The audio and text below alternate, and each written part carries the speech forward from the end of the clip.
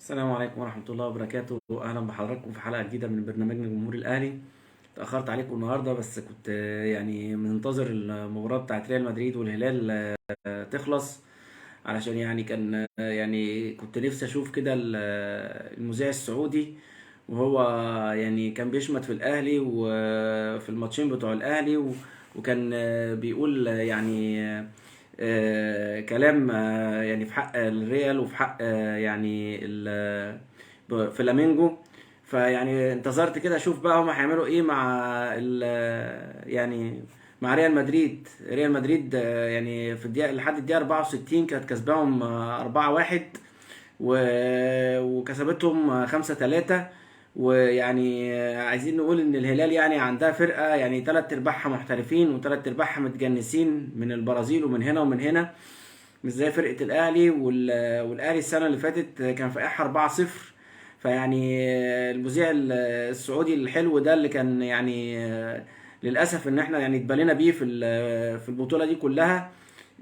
يعني بنهديله الفوز ده يعني بتاع ريال مدريد 5-3، بنهديهوله يعني بالذات هو علشان يعني ينبسط كده ويفرح، عشان كان فاكر ان هو يعني السعودية او الهلال يعني هيعمل مفاجأة قدام ريال مدريد.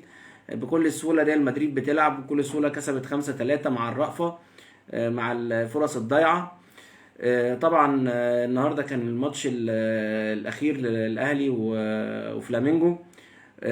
طبعا الناس كلها مستاءة من الفرص اللي ضاعت ومن الأخطاء الساذجة اللي ضاعت ومن. بس احنا لازم نفهم يعني الموضوع بالنسبة للخطيب وبالنسبة لمجلس الإدارة. الموضوع مختلف شوية يا جماعة، يعني الموضوع عندهم دلوقتي الناس قالت لك التالت زي الرابع، مش فارقة كتير. احنا مش الزمالك عشان نقعد طول حياتنا ناخد المركز التالت، والمرة التالتة على التوالي ناخد التالت، والمرة الرابعة على التوالي ناخد التالت، ومرة لا. هو الراجل عايز ينافس على الاول والتاني وينافس على البطولة. فيعني اتكلم مع كولر وقال له يعني دلوقتي احنا خلاص يعني تالت زي رابع مش فارقة. ريح اللعيبة والعب باللعيبة البودلة، بدليل النهارده كولر ريح معظم اللعيبة.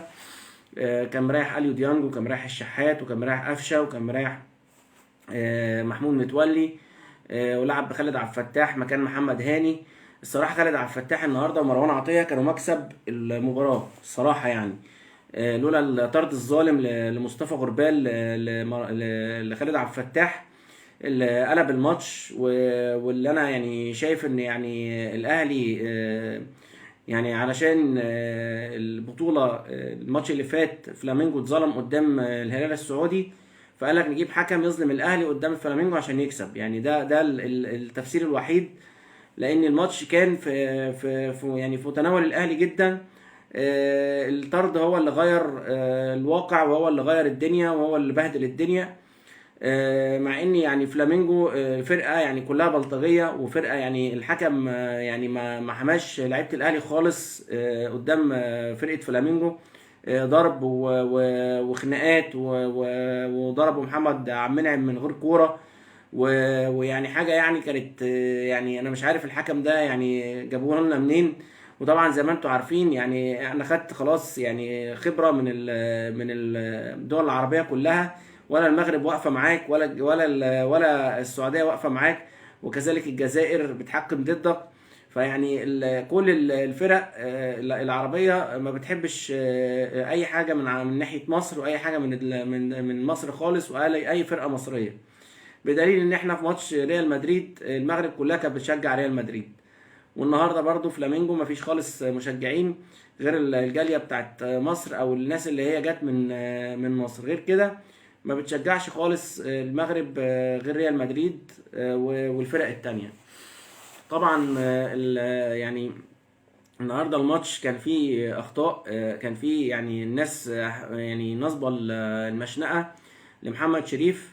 ومحمد شريف ضيع انفراد. طب يا جماعه، طب محمد شريف ضيع انفراد، طب ما محمد شريف جايب بيلن وعلي معلول ضيع البلن. يعني انا شايف ان لو انتوا هتحاسبوا محمد شريف، لا تحاسبوا علي معلول اكتر، لان علي معلول متسبب في بلن ومضيع بلن. يعني علي معلول البلن اللي ما كانش ليه اي لازمه اللي في اول الماتش، وجاله بيلن، يعني كنا ممكن بقينا 3-1، مش 2، يعني مش 1-2-1، ولا كنا زماننا بقينا 3-1. يعني كان جاب الجون ده كنا زماننا 2-1، والجون احمد عبد القادر كنا زماننا 3-1. يمكن كان فرق معانا شويه الموضوع يعني. بس قدر الله وما شاء فعل. يعني الاهلي كده كده، محمود الخطيب وكولر يعني متفقين على اتفاقات، ومتفقين ان هم يغيروا السكواد خالص، علشان خاطر الخطيب يعني مستني للسنة الجاية ان هو ان شاء الله يبقى في كأس العالم للأندية، ومستني ان هو يبقى فيه سكواد قوي. الراجل كولر قال له انا هعمل سكواد قوي، والراجل لسه يا جماعة ما قالش بسم الله الرحمن الرحيم، كل الكلام 6 شهور. الراجل متألق في الدوري. مش معنى ان انت خسرت في بطولة عالمية زي دي ان هي اخر الدنيا، وسيبك من المرضى النفسيين الزملكاويه والكلام التعبان بتاعهم. اخرهم ان هم يقعدوا يقولوا خسرتوا 4 من ريال مدريد وخسرتوا 4 من فلامينجو. يعني انتوا بتتكلموا عن ايه؟ يعني احنا بنلاعب فرق ابطال البرازيل، وابطال دوري ابطال اوروبا، وفرق مصنفه عالميا. مش شباب بلوزداد اللي ما فاز عمره في ارض مصر على اي فرقه، وجاي فاز عليكم هنا 1-0 يعني بجداره وسيئكم. بتتكلموا عن ايه؟ يعني لما تيجي تتكلموا وتقولوا وتعيدوا، يعني اتكلموا عن حاجه، يعني الواحد يعني يتكسف والله. يعني المفروض تتكسفوا على دمكم انتوا. احنا بنلعب فرق عالميه، وانتوا المحلي والدوري الابطال الحصاله بتاعتكم اللي انتوا ان شاء الله هتبقوا حصلت المجموعه مش عارفين تتخطوها. وفضيحه كبرى امبارح، فوز تاريخي للشباب بوليسداد عمره ما فاز في القاهره عليكم. فتتنيلوا على خيبتكم، وتتنيلوا خالص على خيبتكم، وتقعدوا ساكتين وما تفتحوش بقكم. يعني انتوا اخر ناس تفتح بقكم، واخر ناس تتكلم. عمرو اديب الراجل المريض النفسي ده امبارح يقول لك انا خسران من شباب بوليسداد وخسران من فاركو، وقاعد بيعد الخساره. ما عندوش دم، واحد ما عندوش دم، واحد خد على الخساره. واحد الاماعه بتاعه حنفي بيطلع يقول لك السحر واقفال والكلام العبيط اللي ملوش اي لازمه. يعني تقدروا تقولوا جماهير زيه بالظبط، يعني زي حنفي، نفس اللي بيشوفوا الشماعات وبيشوفوا الكلام العبيط ده، وبيتكلوا على الكلام اللهبل اللي هم بيقولوه ده. يقول لك الاهلي خسر من ريال مدريد خساره تقيله، وكناش متوقعين كده، وما كناش مش عارف ايه. والناس تقول لك لا، ومش الناس تقول لك لا لا، ما كنا متوقعين. لا، كنا متوقعين ان احنا هنخسر من ريال مدريد. معلش، يعني احسن فرقه في العالم، وفرقه يعني عملت قلبت الموازين راسا على عقب في دوري ابطال اوروبا السنه اللي فاتت. كانت خسرانه مع تشيلسي، وقلبت المباراه، وخسرانه الماتش اللي بعده قلبت المباراه. عايز ايه يعني؟ انت بتتكلم في ايه؟ يعني تعالى كلمني في حاجة معقولة. يعني انت بتلعب ضد 2 احسن لعيبة في العالم. مودريتش احسن لعيب في العالم السنة اللي قبل اللي فاتت، والسنة اللي فاتت كريم بنزيما احسن لعيب في العالم. فانت بتتكلم في ايه؟ يعني انت لما تيجي تتكلم تعرف انت بتتكلم في ايه. ما تقوليش الاهلي وريال مدريد. ريال مدريد كسبت الاهلي، وانا خسران وخسران وخسران وفرحان قوي بنفسك. انت الماتش اللي انت عملته الوحيد قدام اتلتيكو مدريد لما جبت المئويه بتاعتك، اتفشخت 7-0 ولا 7-1. انت بتتكلم في ايه؟ وكان عندك لعيبه فطاحل. كان عندك ميدو كان راجع من الاحتراف الخارجي، وكان عندك شيكابالا، وكان عندك كل الناس في عزها، واتفحت من اتلتيكو مدريد. فاخر واحد يتكلم، واخر واحد يقول اصل ريال مدريد انت وفرقتك التعبانه، ومديرك الفني التعبان اللي مش عارف لحد دلوقتي يكسب، المدير اللي بيمشي اسبوعين ويرجع اسبوعين. فوالنبي يا كابتن عمرو اديب، والنبي يعني ما تقولناش ولا تطلع لنا بارائك الفذه، عشان احنا يعني ايه بنتعب. واحنا يعني مش يعني ما بحبش ان انا اذكر حاجات زي كده، او ما بحبش ان انا يعني اعلق على حاجات زي كده. بس يعني ايه مريض نفسي واستفزني، وقلت ان انا يعني ايه لازم ارد على الكلام العبيط والكلام اللهبل. الحاجة التانية ان شاء الله بقى يعني الاهلي كده، نرجع تاني للماتش. طبعا النهارده يعني قلنا زي ما قلنا خالد عبد الفتاح ومروان عطية كانوا مميزين جدا. خالد عبد الفتاح اتظلم في موضوع الطرد ده. الكرة ما كانش ليها اي لمسة ولا اي حاجة. الراجل بتاع فلامينجو ضحك على مصطفى غربال ومثل ان هو وقع. ما كانش فيها اي حاجه خالص، وما كانش تستدعي لاي حاجه ولا طرد ولا اي حاجه خالص. فوجئنا ان هو بيطرد خالد عبد الفتاح وبيحسبها فاول. طبعا يعني بتاع الطرد ده قلب الموضوع رأسا على عقب، وكولر للأسف تخلى عن الدفاع بتاعه وبدأ يهاجم بكل الخطوط بتاعته. وللأسف ان الهجوم ده أدى ان احنا يعني الدفاع اتساب خالص، وكان كل الناس فاكرة ان هو هيأمن الدفاع وهينزل حد يأمن الدفاع. للأسف محمد هاني نزل، وللأسف برضو محمد هاني برضو كان حظه يعني منيل بنيلة. الكرة جت في ايده واتحسبت بلانتي على الاهلي. فالموضوع يعني صعب جدا. يمكن يكون السنه دي يعني التوفيق ضايع شويه من الاهلي. يعني مش الاهلي مش موفق السنه دي في البطوله. بس يعني اكيد في وقفات بقى يعني كولر بقى هيوقفها مع خط الدفاع بالذات. علي معلول، محمود متولي، الفرص اللي بتضيع، فرصة محمد شريف اللي كانت انفراد وضاعت. احمد عبد القادر النهارده فاجئنا بجونين.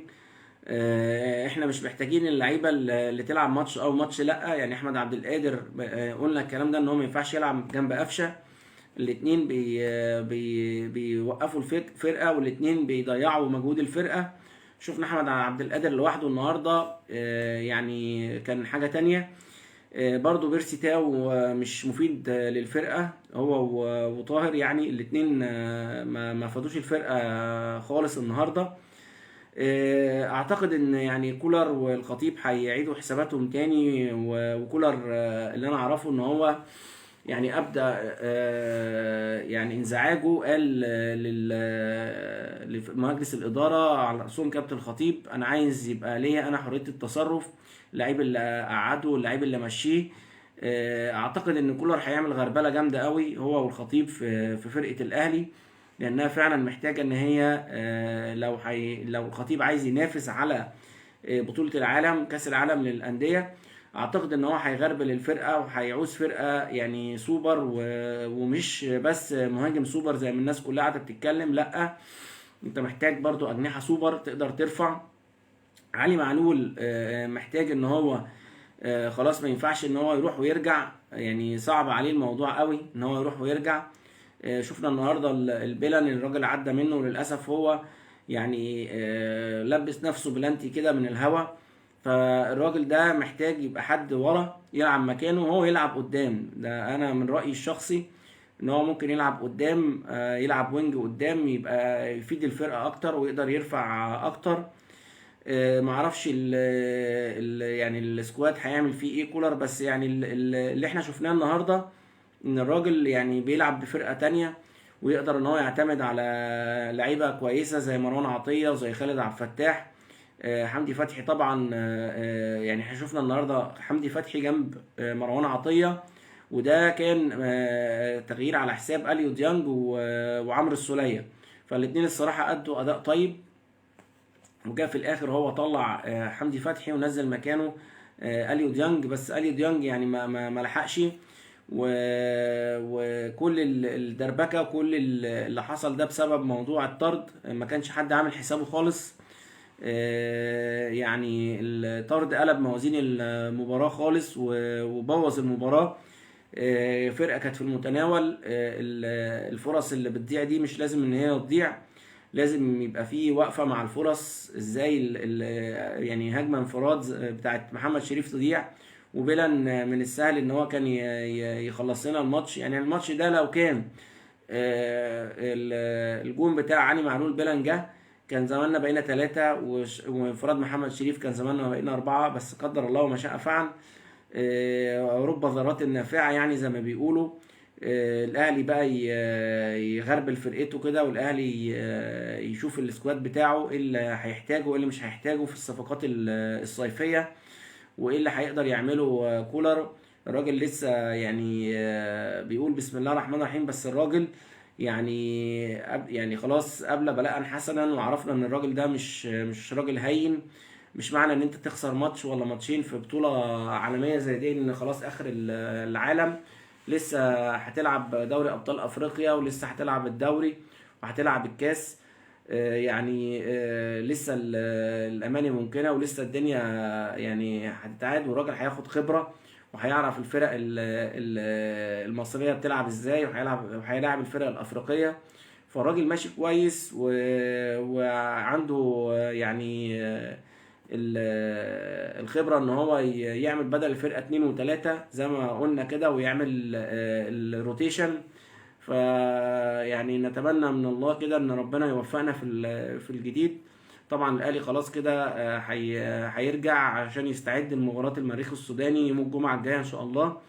وان شاء الله تشوفوا الاهلي بمنظر تاني، وتشوفوا الاهلي بطموح تاني ان هو يرجع تاني لبطوله كاس العالم للانديه السنه الجايه باذن الله، ويبقى يعني بسكواد تاني، ويبقى فرقه كده جامده. شفنا الهلال، بس للاسف الهلال ينقصه برضو الخبره. بيجيب لعيبه بملايين، بيصرف على الفرقه بملايين. نص الفرقه لعيبه برازيليه، بس انت طبعا ما تقدرش تعمل كده، عندك انت اخرك 5 محترفين. فانت برضو في الاهلي من اي متقيد، الا بقى اذا كنت يعني هتجنس بقى، بس التجنيس ده ما فيش عندنا الكلام ده. فيعني فرقة صارفة مليارات على نفسها، وبرضو يعني قدام ريال مدريد خسرت اهي، علشان ما حدش يقول لك الاهلي خسر، والمذيع السعودي يقول لك الاهلي مش عارف يكسب، اديك خسرت اهو. والوداد برضو اللي كان يعني بيقولوا ان هو اجمد فرقة وبتاع، والحوارات اللي حصلت السنة اللي فاتت مع الاهلي، خسر من اول مباراة قدام الهلال، والهلال ضحك عليه وخسر بالضربات الجزاء. فيعني كل فرقة عرفت اخرها ايه واولها ايه، وعرفوا ان الاهلي مش سهل، خصوصا الوداد في البطولة الافريقية، وان الاهلي مش هيتعامل معاك كده تاني، وان انت مش هتقدر تعمل مع الاهلي كده تاني.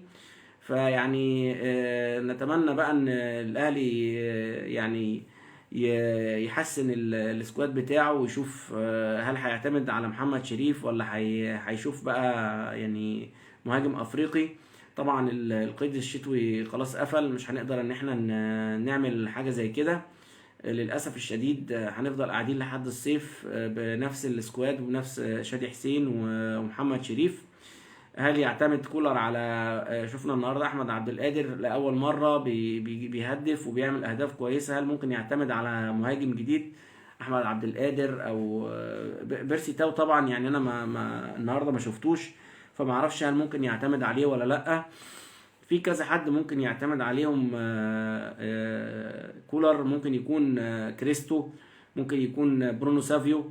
كل اللعيبه دي الخطيب قال له لازم تلعبهم في الدوري بقى، ولازم تطلعهم يعني عندنا يا جماعه، لا عندنا لسه لعيبه ما شفناهاش، وللاسف ان احنا جبناهم في وقت صعب، وقت احنا داخلين على بطوله ما ينفعش ان انت تديله مطوشه كده على طول. كريستو وكاندوسي واللعيبه اللي جت، وبرونو سافيو هتظلمهم. ما نعرفش برونو سافيو برضو الكلام اللي طلع الناس كل مجلس الاداره، والكلام الرسمي اللي طلع من جوه النادي، مفيش حاجه بتقول ان هو طفش مهاجم ولا الكلام ده. كل الكلام ده عادي تماما من الصحه. كل الفكره ان الراجل ما اعتمدش في البطوله على لعيب رقم 10 صانع العاب. فهنشوف الراجل كولر لما يلعب بقى في الدوري ويلعب في افريقيا هيوظف برونو سافيو وكريستو وكاندوسي ازاي. وان شاء الله نتقابل في حلقة جديدة من برنامجنا جمهور الاهلي، واكون جبت لكم برضو يعني اخبار ونعلق على اللي بيحصل ورانا حوالينا في السوشيال ميديا. معلش سهرتكم النهارده شويه، بس كنت منتظر المباراه بتاعت الهلال تخلص. ان شاء الله نلتقي بكره في وقت بدري باذن الله. والسلام عليكم ورحمه الله وبركاته.